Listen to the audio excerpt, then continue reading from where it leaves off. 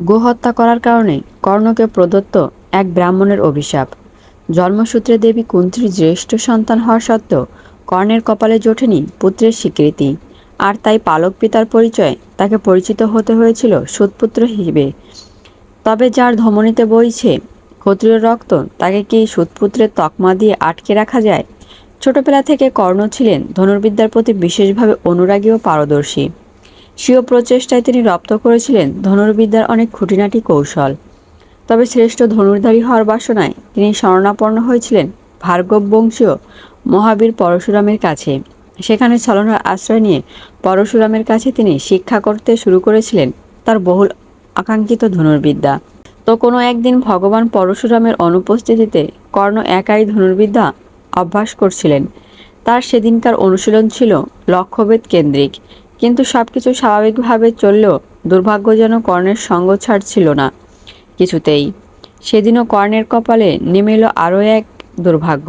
লক্ষ্যভেদ অনুশীলন করতে করতে হঠাৎ লক্ষ্যভ্রষ্ট হয় কর্ণের নিক্ষেপিত একটি বাণ। লক্ষ্যভ্রষ্ট বাণটি গোচারণভূমির দিকে গিয়ে বিদ্ধ করেছিলেন এক ব্রাহ্মণের হোমধেনুকে। বাণবিদ্ধ গাভীটি তীব্র যন্ত্রণায় ছটফট করতে করতে মৃত্যুমুখে পতিত হয় কিছুক্ষণের মধ্যেই। ইতিমধ্যেই গাভীটির আর্তচিৎকারে ছুটে এসেছিলেন গাভীটির প্রতিপালক ব্রাহ্মণও। তিনি নিজের চোখের সামনে তারই হোমধেনুর এরকম অসহায় ও যন্ত্রণাদায়ক মৃত্যু দেখে ক্ষোভে ফেটে পড়লেন কর্ণের উপরে। আর সেই ক্ষোভ থেকে তিনি কর্ণকে অভিশাপ দিলেন, হে বালক, যেরকম অসহায় অবস্থায় তুমি এই নিরীহ জীবটিকে হত্যা করেছ, তোমার মৃত্যু হবে সেরকম অসহায় নিরস্ত্র অবস্থায়। এই গাভীর মতো তোমার মৃত্যুও ঘটবে তীব্র যন্ত্রণার সাথে।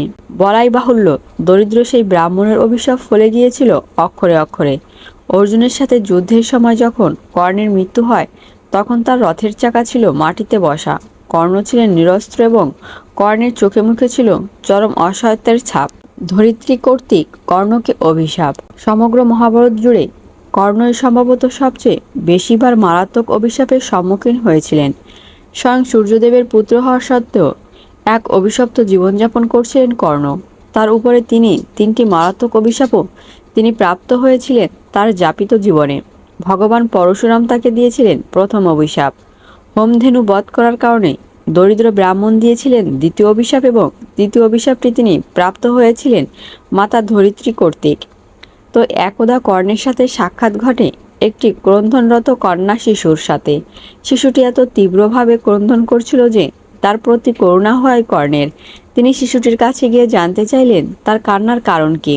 শিশুটি তখন মাটির দিকে নির্দেশ করে বলল, আমি একটি মৃৎ পাত্রে কিছু দুধ নিয়ে যাচ্ছিলাম। হঠাৎ মাটিতে হোঁচট খেয়ে পাত্রের সবটুকু দুধই এখানে মাটিতে পড়ে গিয়েছে। এই দুধটুকুই ছিল আমার দরিদ্র পরিবারের সদস্যদের জন্য ক্ষুধা নিবারণের একমাত্র সম্বল। এখন আমি আমার গৃহে দুধ না নিয়ে গেলে আমাদের সবাইকে অনাহারে থাকতে হবে। সামান্য একটু দুধের জন্য শিশুটির কান্না দেখে কর্ণ তাকে অন্যত্র থেকে কিছু দুধের ব্যবস্থা করে দিতে চাইলেন, কিন্তু শিশুটি তাতেও রাজি নয়, কারণ সে বিনামূল্যে অন্যের কোনো বস্তু গ্রহণ করতে চায় না। সুতরাং শিশুটিকে সাহায্য করতে হলে মাটিতে ফেলে দেওয়া দুধই আবার তাকে ফিরিয়ে দিতে হবে।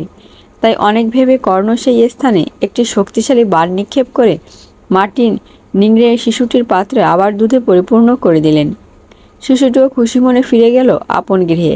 তবে নিষ্ঠুরভাবে বাণ নিক্ষেপ করে মাটি নিংড়ে দুধ বের করার সময় অত্যন্ত ব্যথিতা হন মাতা ধরিত্রী, এবং যন্ত্রণায় কাতর হয়ে তিনি কর্ণকে অভিশাপ দিয়েছিলেন, হে কর্ণ, সামান্য একটু গোদুগ্ধের জন্য তুমি আমাকে নিষ্ঠুরভাবে কষ্ট দিয়েছ। তাই আমি তোমাকে অভিশাপ দিচ্ছি, তোমার জীবনে এমন একদিন আসবে যেদিন তীর নিক্ষেপের কারণ সৃষ্ট ধরিত্রীর বুকের গর্তই তোমার মৃত্যু হবে। এবং পরের ঘটনা আপনাদের সবার জানা। অর্জুনের সাথে যুদ্ধের সময় কর্ণের চাকা বসে গিয়েছিল মাটিতে, আর সেই সুযোগে নিরস্ত্র কর্ণকে অঞ্জলিকাস্ত্র প্রয়োগ করে বধ করেছিলেন তারই সহোদর অর্জুন।